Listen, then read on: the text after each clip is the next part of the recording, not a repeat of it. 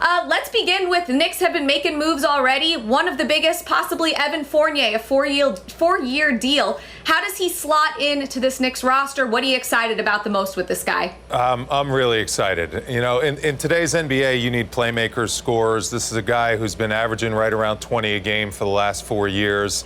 We saw what he did against Team USA in pool play just a couple weeks ago, lit him up for 30. So he's the kind of guy that's not afraid of anyone. I mean, he can go off any given game, and I think he's really going to help a guy like Julius Randle open up the floor and take the pressure off Julius Randle to be that playmaker and that do-it-all guy, which he couldn't do in the playoffs.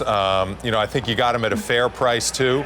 Lost a guy like Reggie Bullock, who was really key to this team and a great chemistry guy, but I think Fournier's upside is a little bit higher. I think he has that explosive ability to score on the offensive end of the floor, and those are the kind of guys you need in the NBA. You also took a guy off the Boston Celtics roster that they traded for at the deadline, you know, that's kind of going to make them not as strong. So you took a guy from one of your rivals, you put him in your starting lineup, and you definitely upgraded your starting lineup, along with keeping the continuity on your bench and in that locker room. Adding one piece is nice. You know, you're not adding a whole bunch of different guys. You're keeping guys from last year that had great years. So I love this move for the Knicks.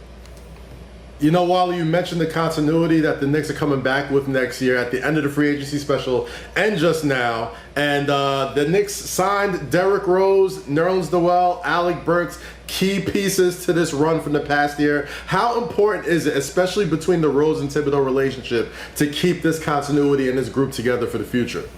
You know, I remember when I played, it was so nice when you have a great year as a team and you look around that locker room and you're wondering whether those guys are going to be back, and then the following year they're back.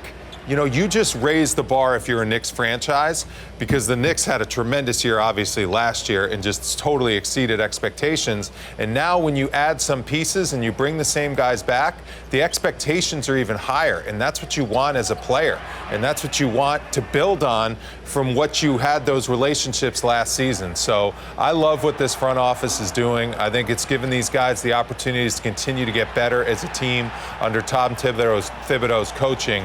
And I'm just really excited. I mean, this team is 10 deep with NBA caliber guys that can carry an offense, that can go on runs, you know, in any given half, in any given quarter.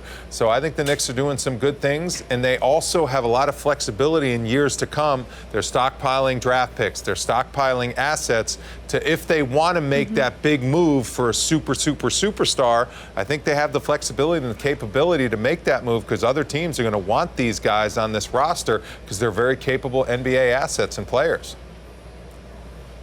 There's been a lot of waves just around the NBA in general. A lot of different news breaking lately. Chris Paul news, Kawhi Leonard possibly going somewhere, maybe staying as well. Russell Westbrook. What do you make of all of these moves? Which one stands out to you the most?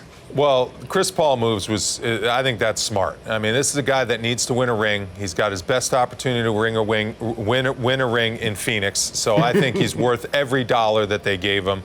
Kawhi Leonard, he's probably not going to play next year, but I know he wants to be with the Clippers, and he wants to give it one run with them again once he gets healthy. And I love the Russell Westbrook trade. I mean, I really believe this is a superstar of all superstars in the past 10 years. And now you have 3 superstars on that Laker roster with LeBron, Anthony Davis, and Russell Westbrook.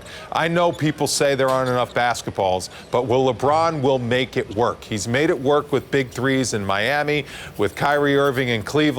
He knows how to win. And this piece, adding Russell Westbrook with his energy, with his beast mode on the defensive end of the floor, and his athleticism that he still has left in the tank, I think that's going to be a pretty good team out west.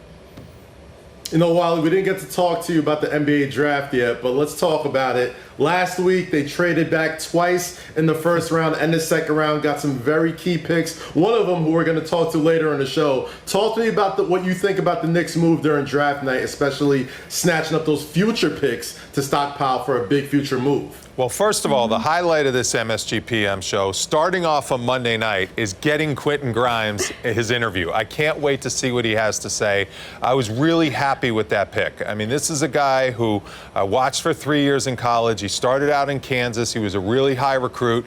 Didn't work out there, and he had some good games with the Kansas Jayhawks. Went to Houston, played under a great coach in Kelvin Sampson, who coaches a lot like Tom Thibodeau, and he became a knockdown three-point shooter, carried his team to a #2 seed in the NCAA tournament, and they had a great run in the NCAA tournament all the way to the Final Four. I mean, this guy knows how to win, he knows how to defend, he plays hard, and he can flat out shoot the basketball. So I think he's NBA ready right now. I can't wait to hear what he says on the show coming up later. I'll be tuned in.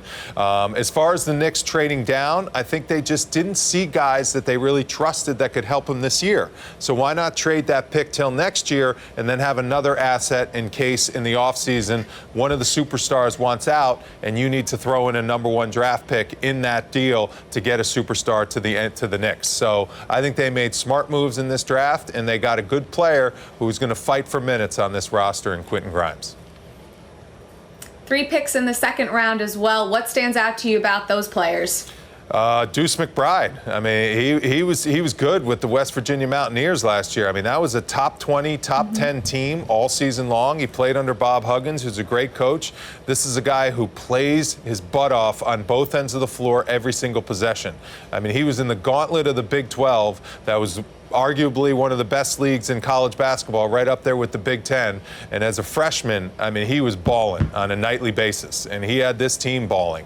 And I think it's a good pick. I was a little alarmed by his size. He's only 6'2". I thought he was taller. I thought he was about 6'4", 6'5". But, you know, you cannot measure the size of this guy's heart. He plays hard on both ends of the floor. He doesn't have any holes in his game. He can pretty much do everything. He's a great playmaker on both ends of the floor, and he's a great defender. So I love this pick in the second round. He could be a guy that's going to make a roster and going to play minutes in the NBA, and that's all you can ask for out of your second-round picks.